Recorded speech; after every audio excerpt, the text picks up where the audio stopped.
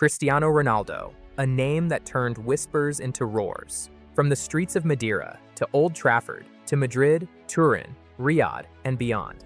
Because Cristiano Ronaldo isn't just a player, he's a story the world can't stop telling. The boy from Madeira. Before the stadiums roared, before the world called him CR7, there was a boy. Skinny, fast, obsessed, kicking a torn ball through the narrow streets of Madeira, dreaming louder than anyone around him dared to. He left home at 12, and the noise began. A spark turning into a roar, a whisper destined to become thunder. The making of a machine, Manchester United, where the boy became a weapon. Stepovers, speed, swagger, he didn't just play, he performed. Sir Alex Ferguson saw it, polished it, unleashed it. But CR7 isn't just a player, he's a phenomenon.